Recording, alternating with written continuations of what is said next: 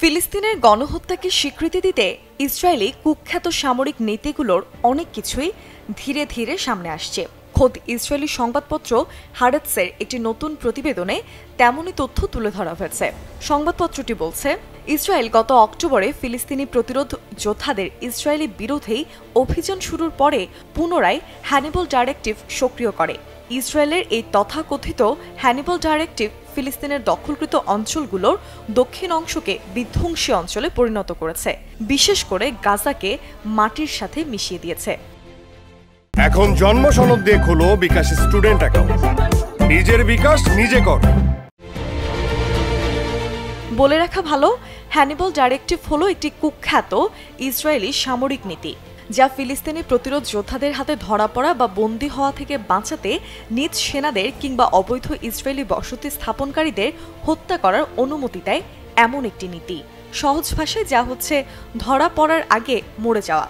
তবে 2016 সালে আনুষ্ঠানিকভাবে এটি প্রত্যাহার করা হয়েছিল। বেশ কয়েকটি ইসরায়েলি মিডিয়া জানিয়েছে, গত অক্টোবরে ফিলিস্তিনি প্রতিরোধ যোদ্ধাদের বিশেষ অভিযানের সময় ইসরায়েলি বাহিনীর কার্যকলাপ এবং তাদের কথাবার্তায় বোঝা যায় যে এই কুখ্যাত নির্দেশটি তেল আবিব সরকার পুনরায় সক্রিয় করেছে।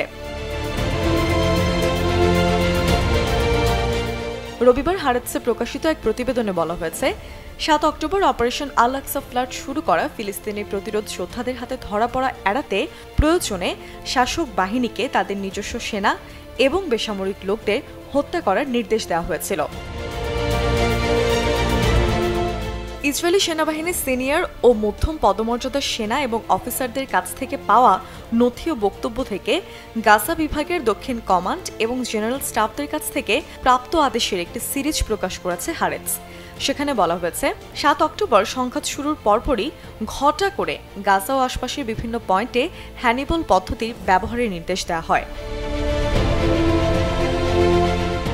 হারেতস উল্লেখ করেছে যে ইসরায়েলের পরিকল্পনা সত্ত্বেও হামাসের অভিযানের সময় অনেককে বন্দী করতে সক্ষম হয়েছিল।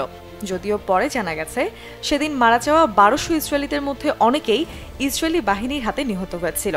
এই প্রতিবেদনটি আসলে ইসরায়েলি কর্মকর্তাদের আগের দাবিগুলোকে সরাসরি অস্বীকার করছে, যারা আগে অভিযোগ করেছিল ফিলিস্তিনি প্রতিরোধ যোদ্ধারা তাদের অভিযানে 1200 ইসরায়েলিকে হত্যা করেছে।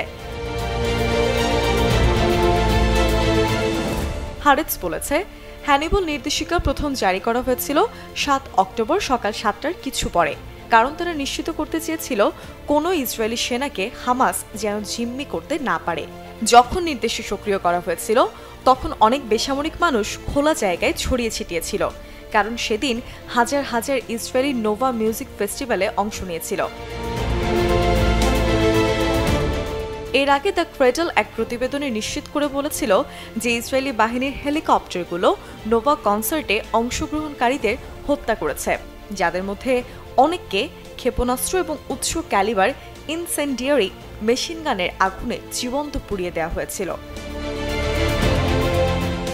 হারেতসের প্রতিবেদনটি জুনে প্রকাশ করার পরে জাতিসংঘের স্বাধীন আন্তর্জাতিক তদন্ত কমিশনের একটি প্রতিবেদনে দেখা গেছে, ইসরায়েলি বাহিনী ইচ্ছাকৃতভাবে ইসরায়েলিদের হত্যা করেছে, যাতে সম্ভাব্য আলোচনায় ফিলিস্তিনি পক্ষকে দোষী সাব্যস্ত করা যায়।